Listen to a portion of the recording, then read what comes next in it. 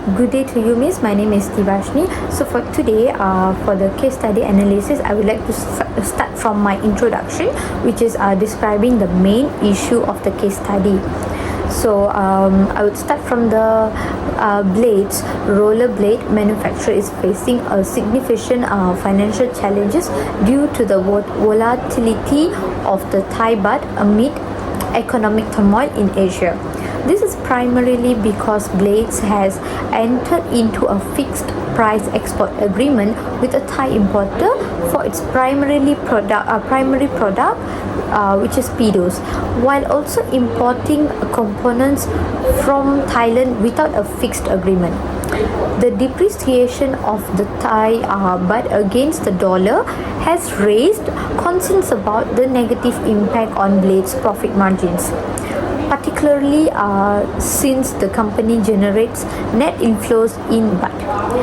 Ben Holt, the CFO, is worried about the ongoing depreciation of the baht, its potential further impact on the profitability, and the implications for his career and shareholder satisfaction. Therefore, my presentation is focusing on analyzing the wisdom of the fixed price agreement and the potential consequences of the future completion of the Thai government's swap agreement on the blades.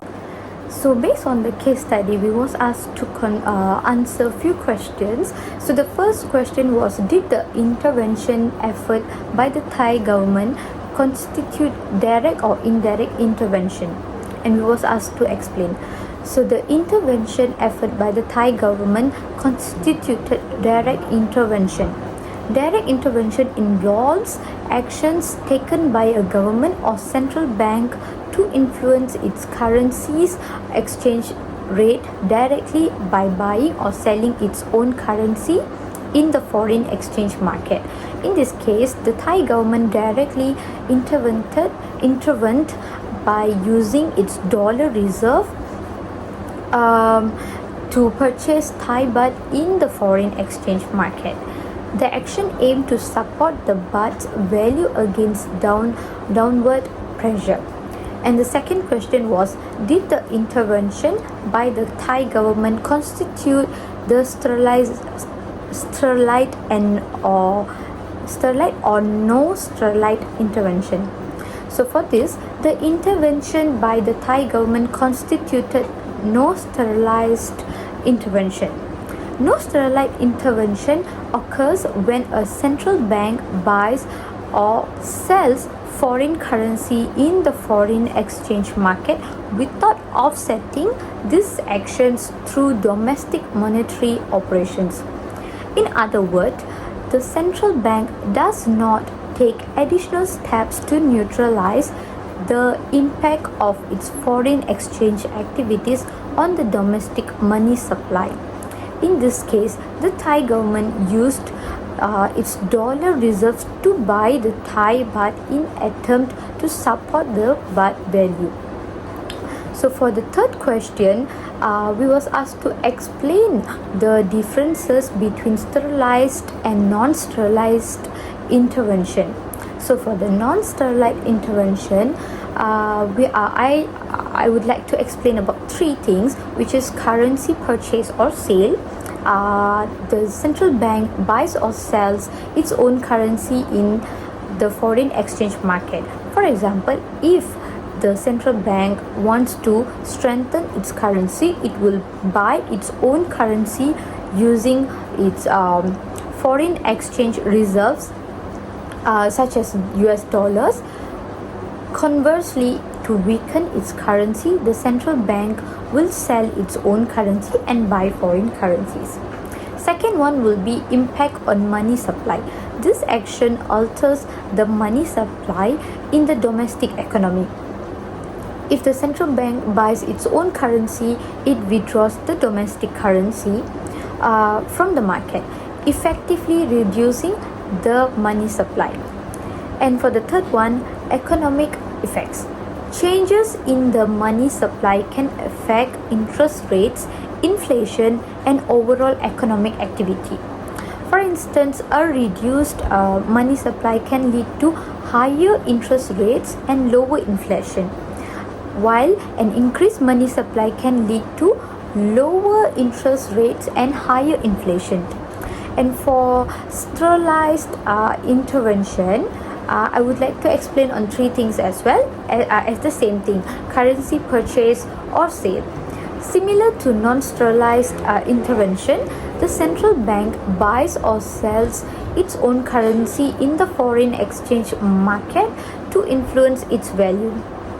And the second one will be offsetting open market operation. To neutralize the impact on the money supply, the central bank conducts offsetting open market operation. For instance, if the central bank buys its own currency, it simultaneously sells government securities in the domestic market to inject an equivalent amount of money back into the economy. And the last one will be no net change in the money supply. The goal of these offsetting operations is to prevent any net change in the domestic money supply. By doing so, the central bank can influence the exchange rate without affecting domestic interest rates or overall monetary condition. So for the fourth question, justify which type of intervention you think will be more effective in increasing the value of the baht. So for this, to increase the value of the baht effectively, a coordinated intervention by the government, by the Thai government alongside a major international financial institutions such as the International Monetary Fund, which is IMF, would likely to be most effective strategy. This type of intervention would involve not only direct market actions like purchasing baht with foreign reserves, but also comprehensive economic support measures, including financial aid packages and policy reforms aimed at stabilizing the Thai economy. And for the fifth question, if the Thai baht is fixed with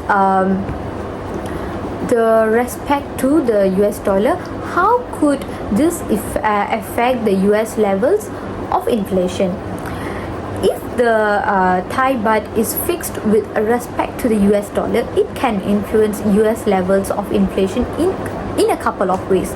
Firstly, a fixed exchange rate can stabilize prices of imported goods from Thailand, reducing volatility in the cost of components that US companies like blades import. The stability can help to keep production costs predictable and potential moderating inflationary pressures. However, if Thailand experiences inflation while the baht is fixed to the dollar, the cost of Thai goods and services may rise in dollar terms, which could contribute to higher import prices in the US. A very good afternoon. I'm Kaliesuwary here. So let's move on. What are the benefits of a fixed exchange rate for blades? So firstly, it will be stability, because the revenue forecasting a fixed exchange rate provides blades with a predictable exchange rate. It's allowing them to be more accurate revenue and cost forecasting. So since Blades has a very fixed agreement with their entertainment products in Thailand, so a stable exchange rate ensures that the revenue generated from sales in Thailand baht, and it can be reliable converted to US dollars, it seems. Then secondly, there will be a risk reduction, which means the exchange rate with the fixed exchange rate, and then the risk of adverse exchange rate fluctuation is minimized. Moreover, the hedging can be said another risk reduction as well, where they need to be complex and potentially expensive hedging strategies to manage exchange rate risk, where it can be reduced as well. And Blades can avoid the costs associated with hedging instruments such as like forward contracts and options, maybe by simplifying its financial operation. Then the dependence on policy decision is another factor, where the companies operating under a fixed exchange rate are highly dependent on the stability and the consistency of the government policies as well. Then the success of this fixed exchange rate is often depends on the market confidence in the government ability, where they actually maintain the rate very frequently. As we can see in this case study, the loss of confidence can lead to a capital fight as well. Moving on, the benefits of the freely floating exchange rates for blades is based on market-driven valuation, natural adjustment. It can be said from hedging opportunities and also like exchange rate volatility. To be said for market-driven valuation, it can be said that accurate pricing and also the fair competition. Maybe we can say it in market-driven exchange rates ensure that the blades competes on a very good level in playing field internationally. If the Thai baht is depreciated due to economic condition, then blades can be said that the products may become more competitively priced in Thailand, potentially increase their sales as well. But for the natural adjustment, we can say that their balance of payment could be another factor, where they can freely floating rates help correct trade imbalances as well. For example, blades export to Thailand increase, so demand of the baht will rise as well. So it potentially strengthening their baht and also balancing the trade relationship. So moving on to the part B, where we talk about the exchange rate. We have choose Singapore and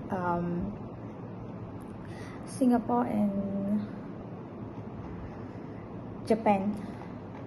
So the comparison over here, I could say that the graph for the Singapore dollars exchange rate throughout the course of 2023, it says that the rate has values between 0.27 between 0.315. So the exchange rate is actually begins in the year little bit more compared to the end of the year, which is 0.305. But it normally stays on the down in between March and June. So the exchange rate fluctuate and shown signs that recovery from August to December, although it says that somewhat steady as compared to preceding the months.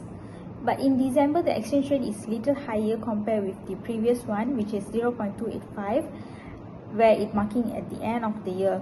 So in general, I could say that the graph for Singapore dollars exchange rate in 2023 interprets that it's a brief intervals of slight recovery and also volatility.